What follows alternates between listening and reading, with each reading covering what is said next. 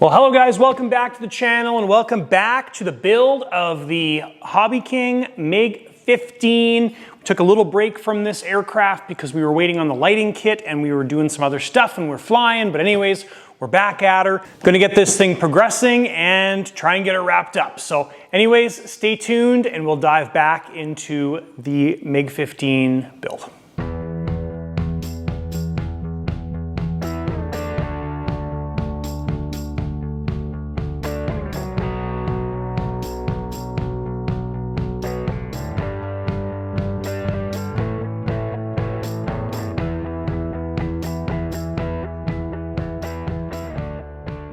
All right guys, so where we left off last time, we got the tail, meaning the rudders or horizontal stabs completed. We got the rudder itself mounted and we are moving on to the rudder servo itself. Now the rudder servo is going to be mounting in this hole right here. I was confused there for a second, and that's how that's going to work. So I think I touched on this last time, but when we peeled our masking tape off, we do have a bit of a fixer-upper there to do. And the owner of this, Eric, he is getting the Carf Big MiG-15. So we may try, I think we're probably gonna do it, we're gonna try and mimic the scheme on this one as well too. So we'll see how that all works out, but looking forward to this. So anyways, moving forward, we are mounting that rudder servo in. Also picked up, hold on a sec. Also picked up some material to make the thrust tube. So paper, we're not going to be using paper, but I bought it just because I thought it might come in handy. And then we've got this here, which is poster board, clear, transparent plastic, except it's not transparent plastic, it's opaque. Anyways, one side is smooth, the other side has a little bit of a texture to it. So this is what we're going to use to make the thrust tube. The instructions do have the dimensions and everything to cut out for the thrust tube, so that's what we're using to make the thrust tube. So that's what we're doing. The lighting kit is on its way from Unilight. We ordered one of their basic kits with some extra lights and stuff, so we do have to leave access for the lights, but that won't be a problem because we're mounting them in the wingtips. I think one that I got is going to be mounted in the rear section here, so we'll have to get that one sorted out. And another one I think I ordered is going on the top or the bottom, I can't remember. But anyways, that is coming in a couple days here, and but we're ready to move on with this thing. So other thing as I'm doing some research here, I don't know why Hobby King put all this stuff in here, the structure back here. It's almost like they wanted you to mount the fan back here, which just doesn't make a lot of sense. So anyways, I've read of guys taking this structure out, it not affecting the rear of the plane at all because the plane is quite strong and well built back here. So we may take that wood out. I don't know how much it's going to weigh, but we're talking ounces. But when you look at it, you know, you take a few ounces. This is roughly where the C of G is on the little button back here or down here. You take the couple ounces away from, you know, a foot behind the C of G. That means you have to put less weight in front of the C of G as well too. So those are little things to think about as you're going through stuff like this. So anyways, let's move on to the rudder. And from the rudder, we're probably going to get busy on the wings, but let's tackle the rudder first.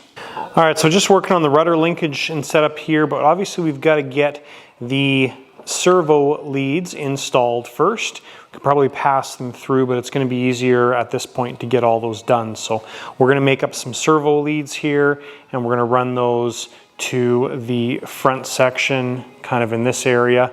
And then we have plenty for when we need to install our ESC and receiver and all that stuff. So with this aircraft, we're using, as I've talked about in the first video, we're using power box wire, but we're using the standard wire, not the maxi wire. So this is the spool of standard wire.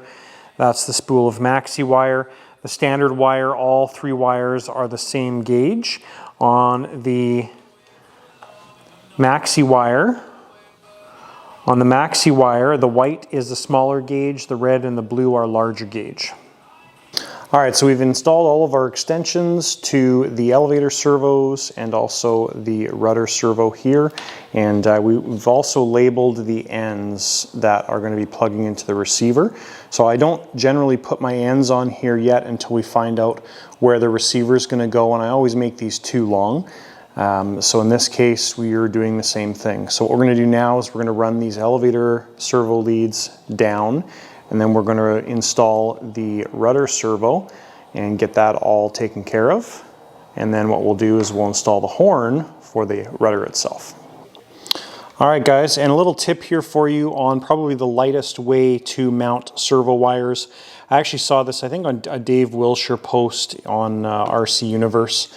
And so you just wrap it with electrical tape. So just standard electrical tape, and you put a couple wraps around the wires, put some CA on there and stick it down. Works really well. If you need to pull the wires off, it generally just rips the electrical tape, and just a good way to do it. So we've mounted the rudder servo in place.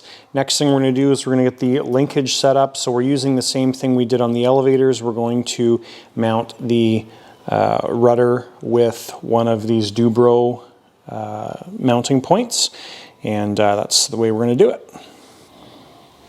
All right, so rudder servo is all complete.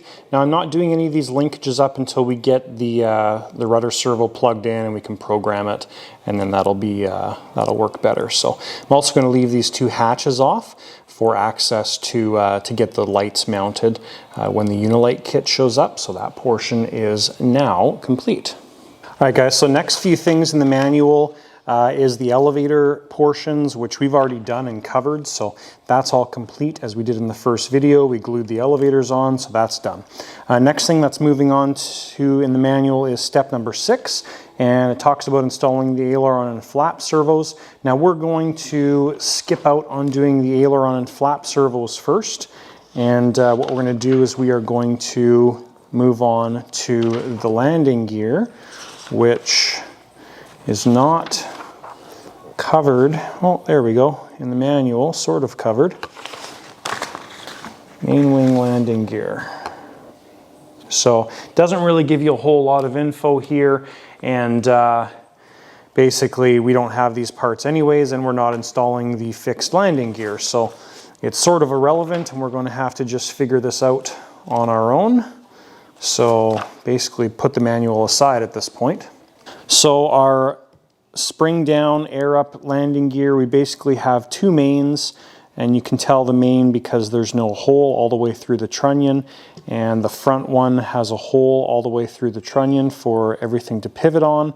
And then we've got a fixing screw here that's for our centering wire, I'm assuming. So anyways, this is what we're going to be focusing on first. And basically we're putting it inside the wing like this. Now, this may be a challenge. I'm not entirely sure yet how this is going to work, but we're going to make that work. All right, so this is kind of the first view we have of the gear opening area. The other wing that I cut open initially, I just cut open that one spot there and didn't really have a full idea of how this is going to work. But now we kind of have a better idea. So the mounting is quite a bit bigger on this gear. So we'll deal with this, though we may be able to shrink these down a little bit. So first step here is we've got to make enough room for this gear to actually fit. Now we do have the width here to mount this gear in.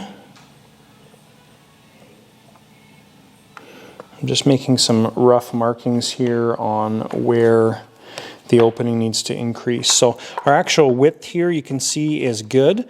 We've got to open up this area up front here a little bit to make this fit.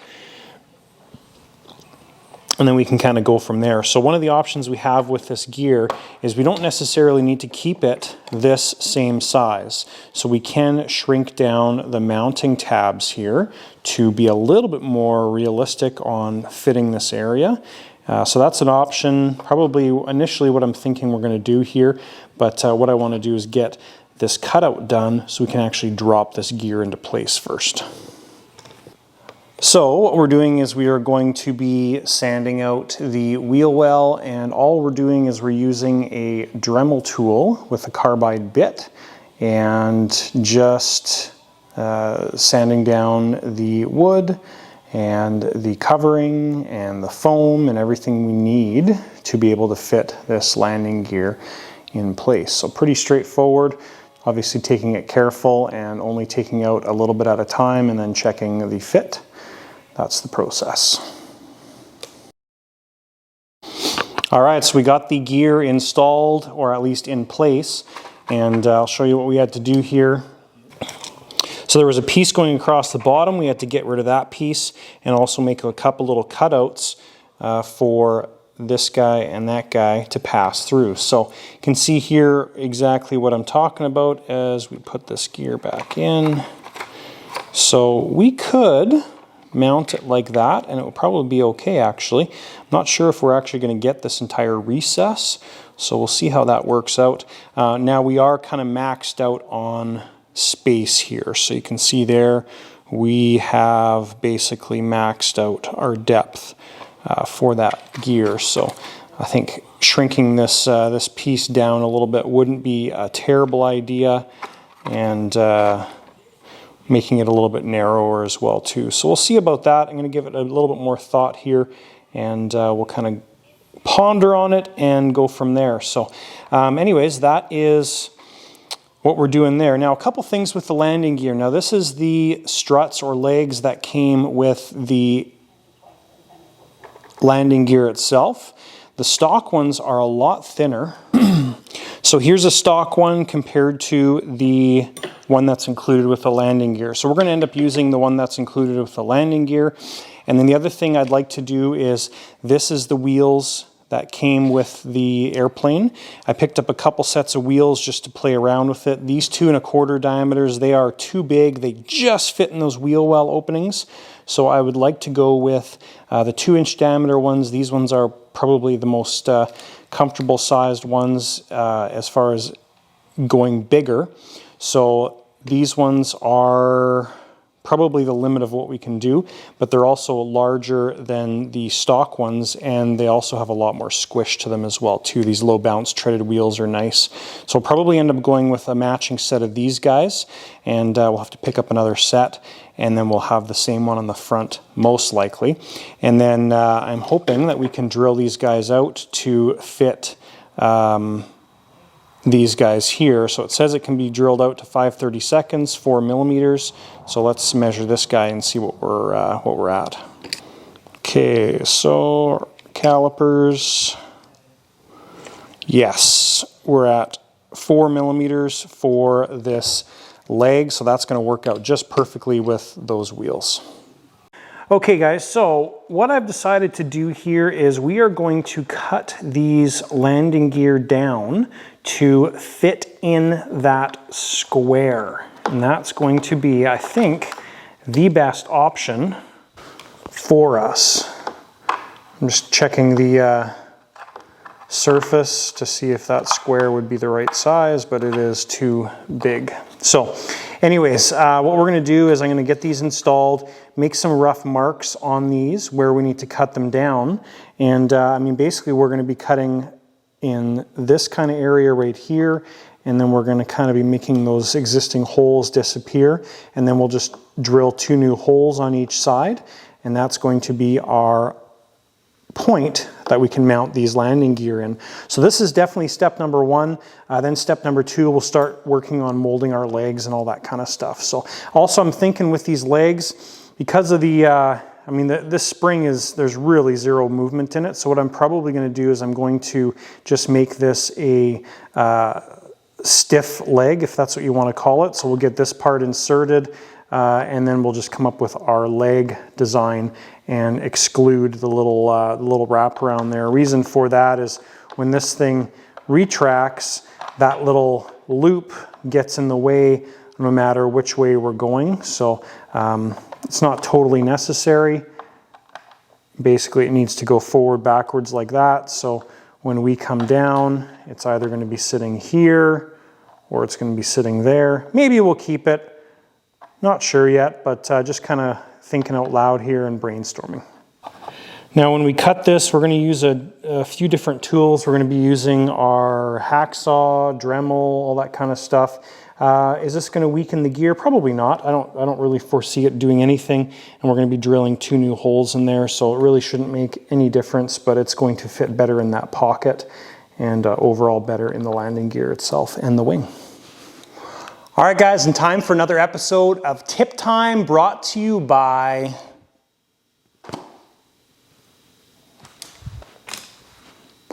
Trusty Bent Screwdriver. If you're new to the channel, this is Trusty. Trusty does everything and does everything perfectly.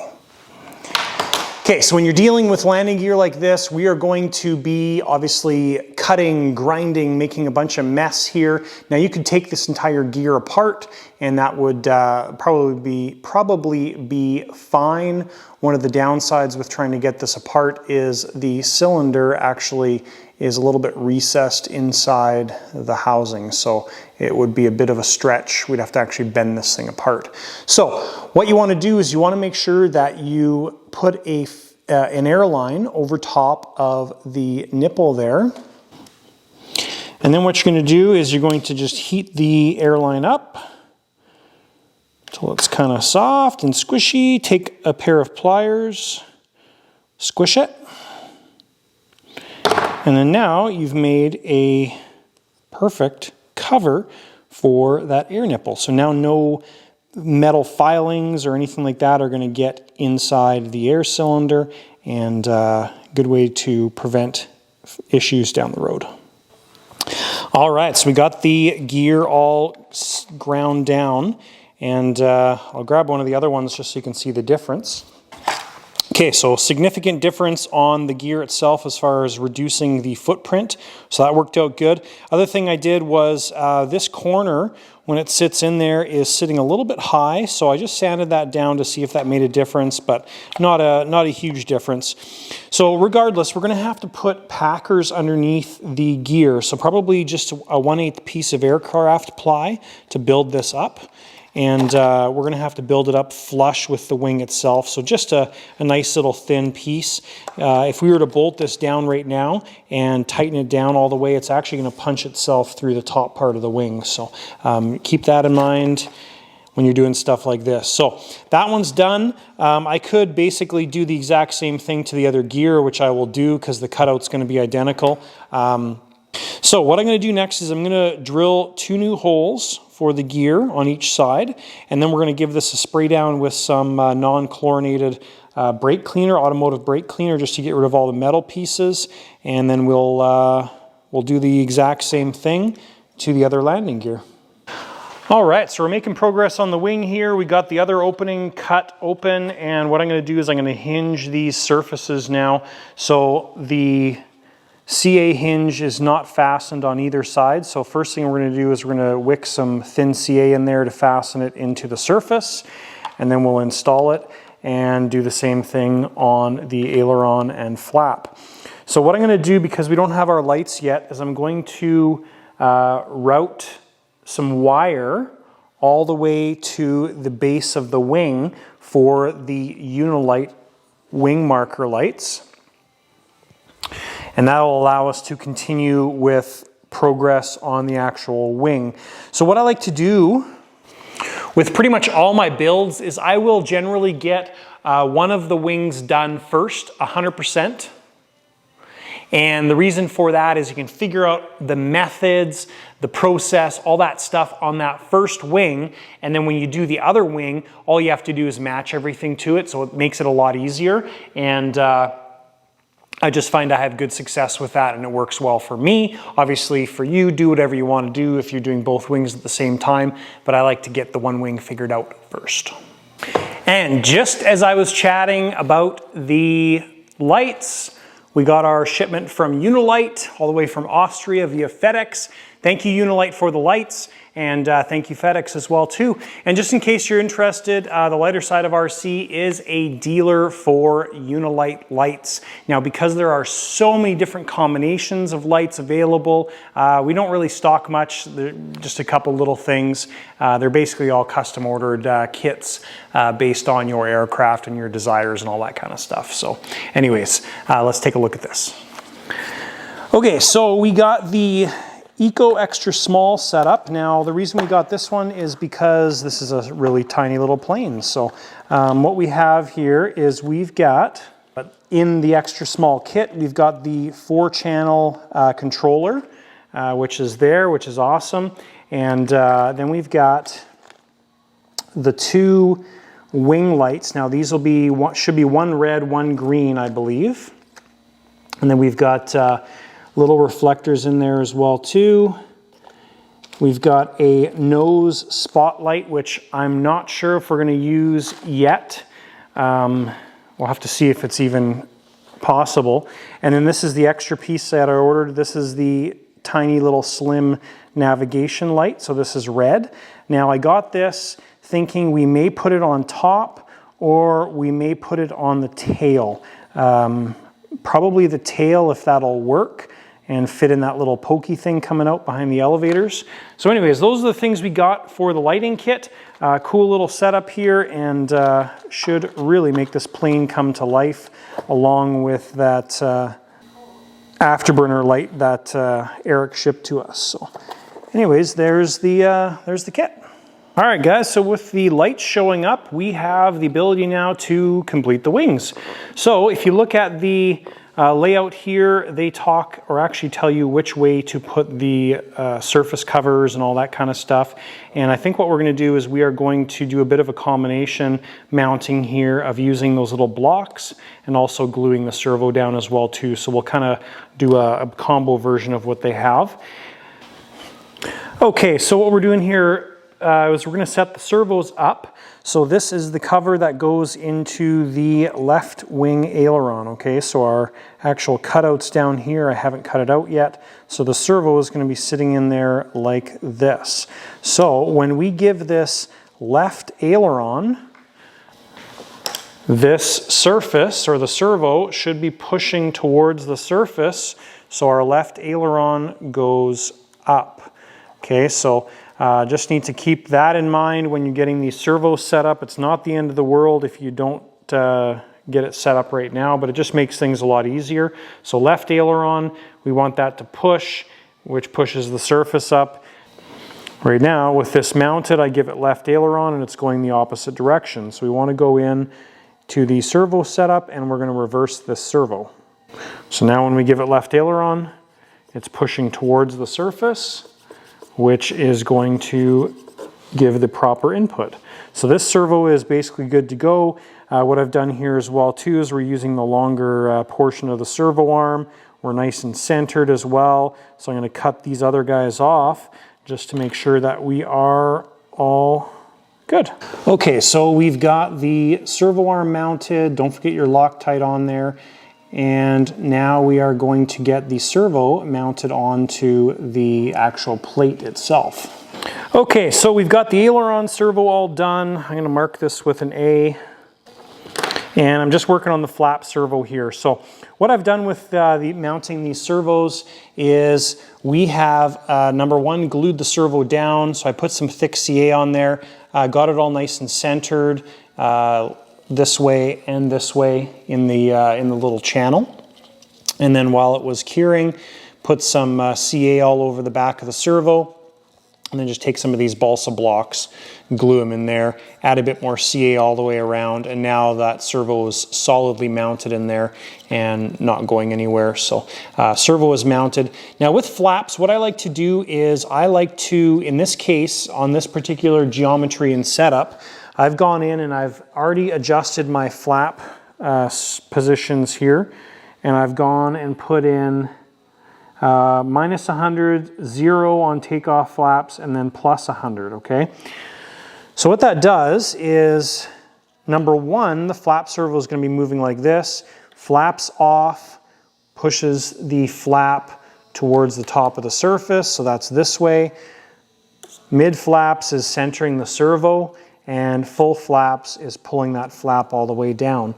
Now, the easiest way to adjust this at this point is we're going to keep the flap switch on mid flaps, and then from there, when these wings are done, we can hook up the servos, both wings at the same time, adjust that angle, which is using sub trim, and then we adjust the limits, so the upper limit and the lower limit. So hopefully that kind of makes sense, but I'll give you a bit of a different visual representation here. So mid servo is going to be, so here's takeoff, or here's landing flaps, there's flaps off. Takeoff flaps is going to be somewhere about here, which is going to be servo 0 or servo center.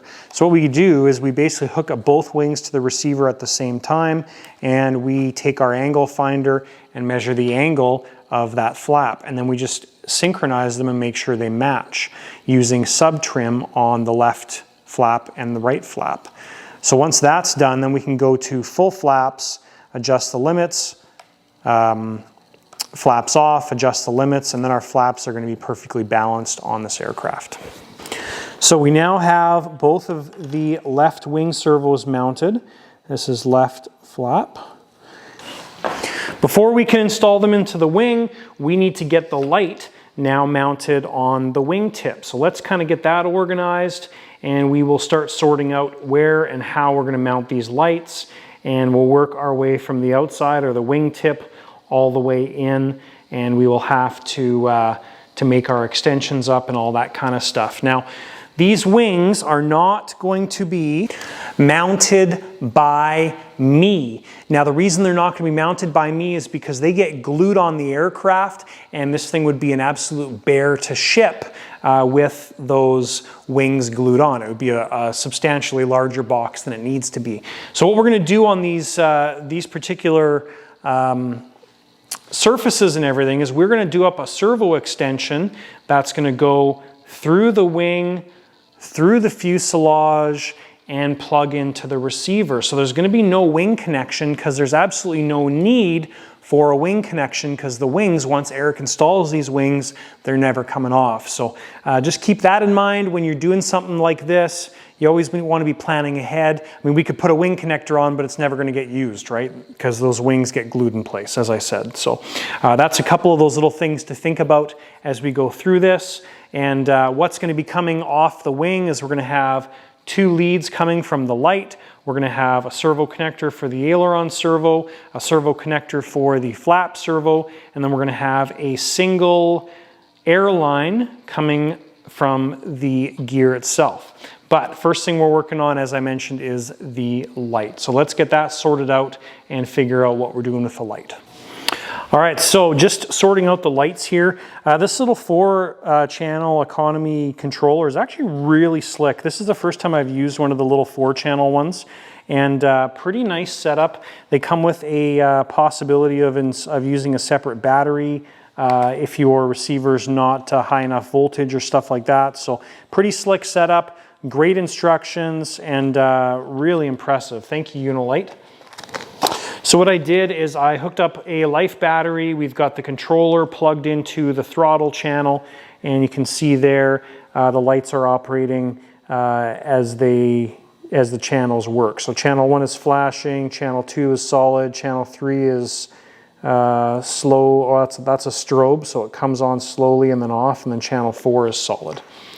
So what this allows us to do is we can take these lights here and plug them in and see exactly how it all works and see how it's going to best fit on the wingtip.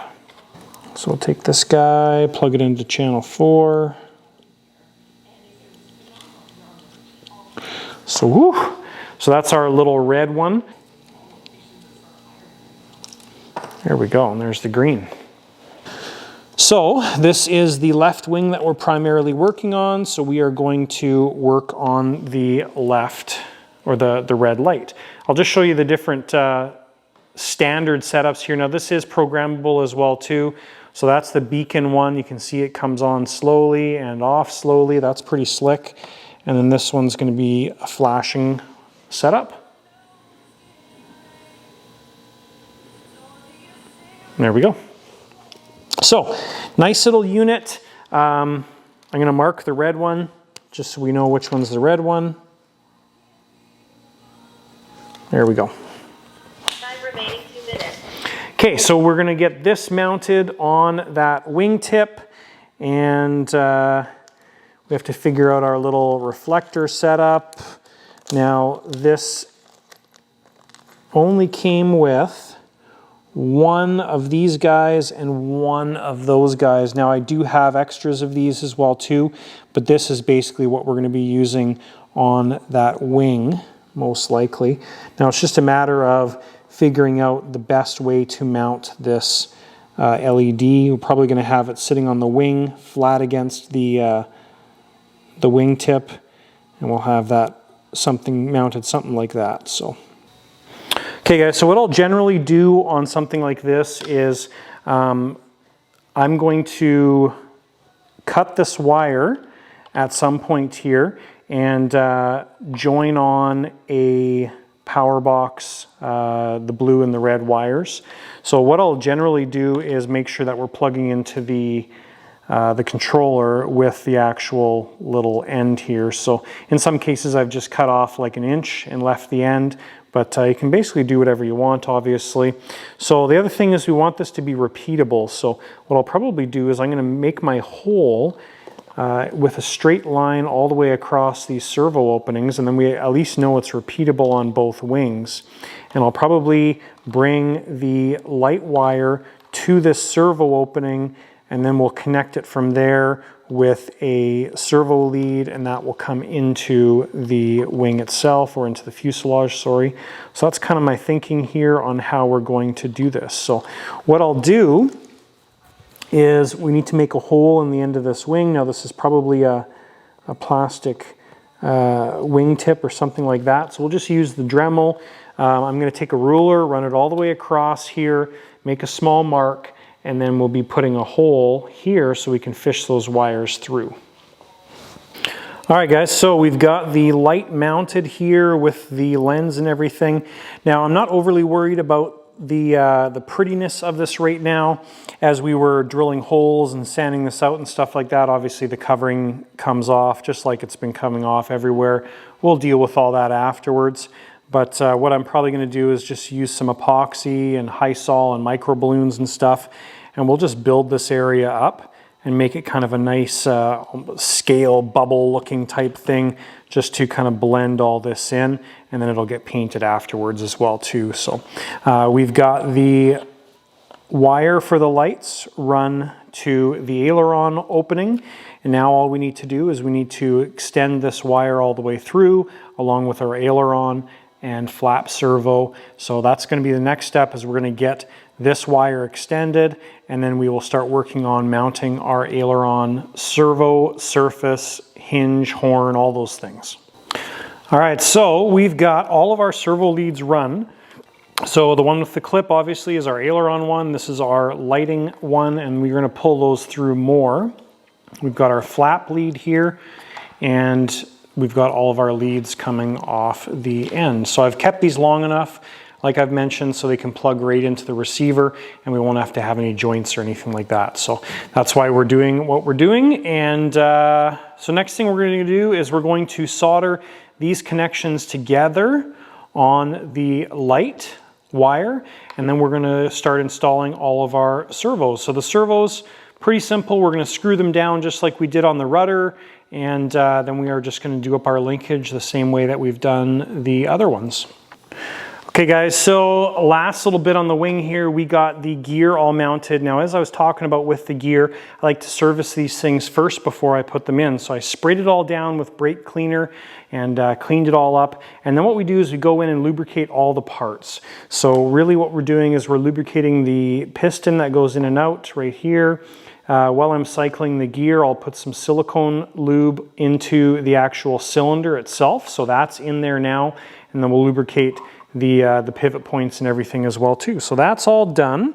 We've got our surface for our flaps all mounted, just leaving this all off for now so we can get this put in the right spot. I think this normal hole is going to be the right one, and then I'm just going to mount the aileron hinge point or horn point here as well too. So that's pretty much done.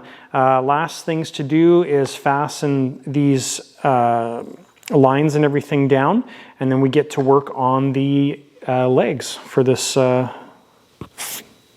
particular gear. All right, guys, so last step on this wing here. What I did was, obviously the gear is going to spring down if I let go, but I kind of have the center of the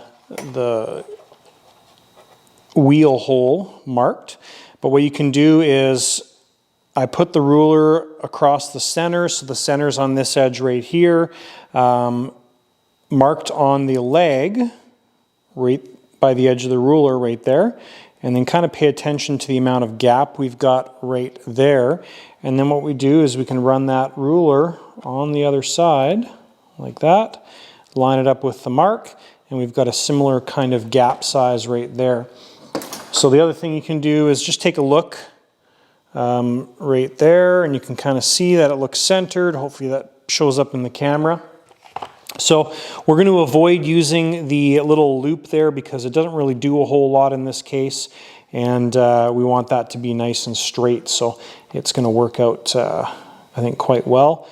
So now we've got the center of that leg marked, and now we just need to make sure we put our bend right there, and essentially we want to have our shaft for our wheel coming right out at that bend mark. So it's going to be a little bit tricky maybe, but I'm sure we can got the technology to figure this out. And then you can see what happens here. If you let go of the air, gear comes down.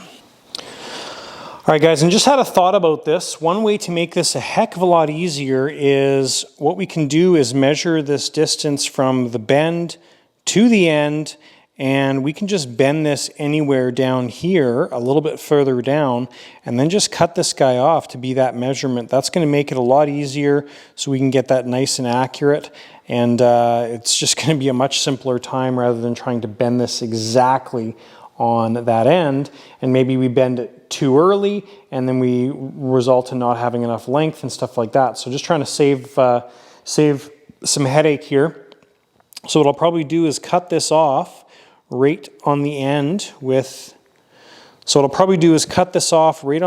here, figure out how much we need for our wheel to mount, and then bend it right at that point, and then we can cut it off at the base, depending on how long we need it to be. So that's a better way to do it.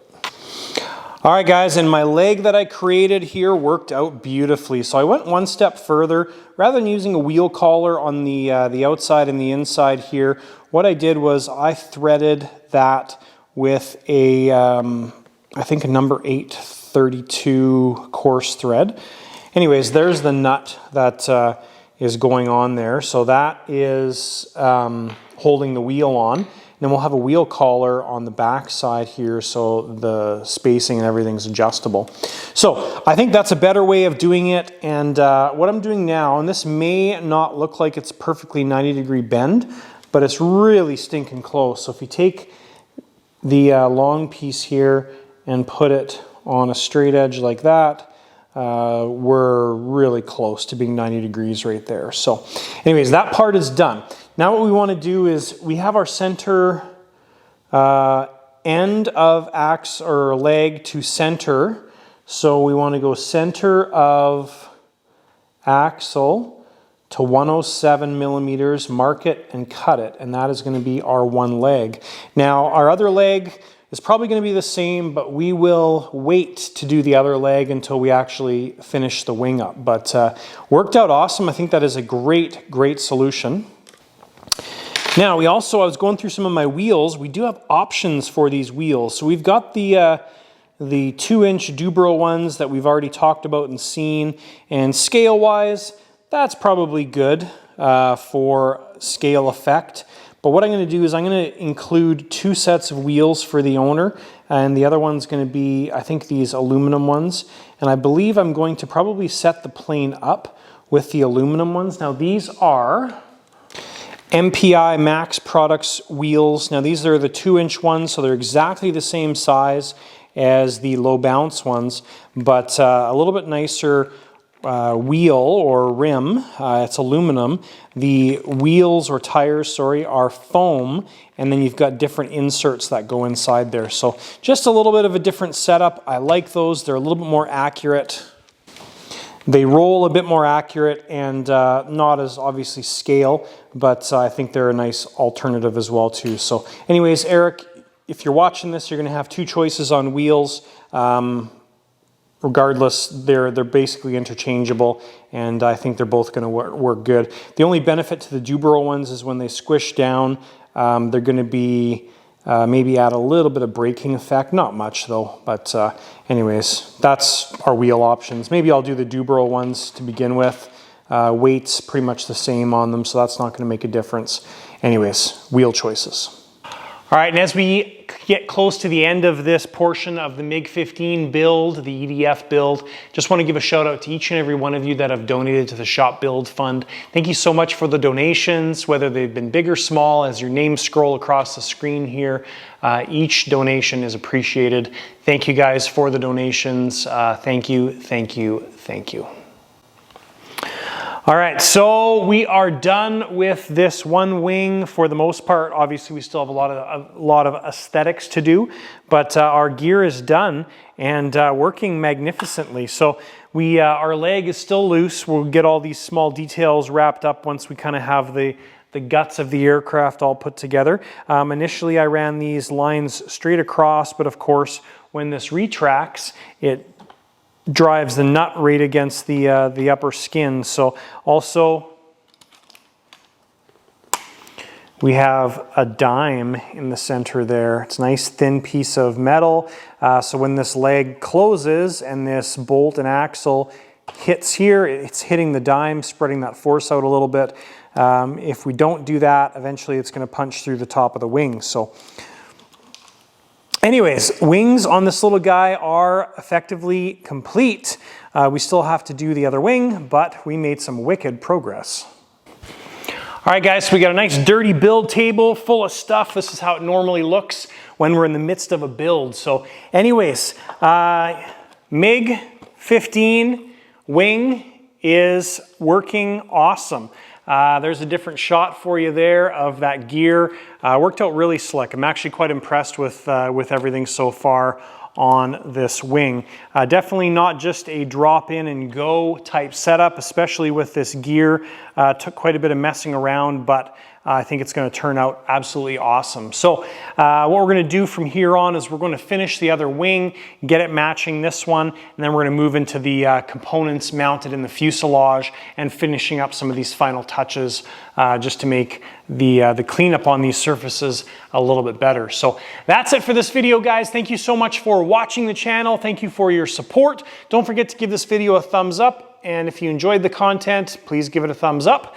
And if you're not a subscriber, don't forget to hit that subscribe button down below. It's the cool thing to do. It doesn't cost you anything and it helps the channel. So thanks guys for watching, and we will see you in the next video.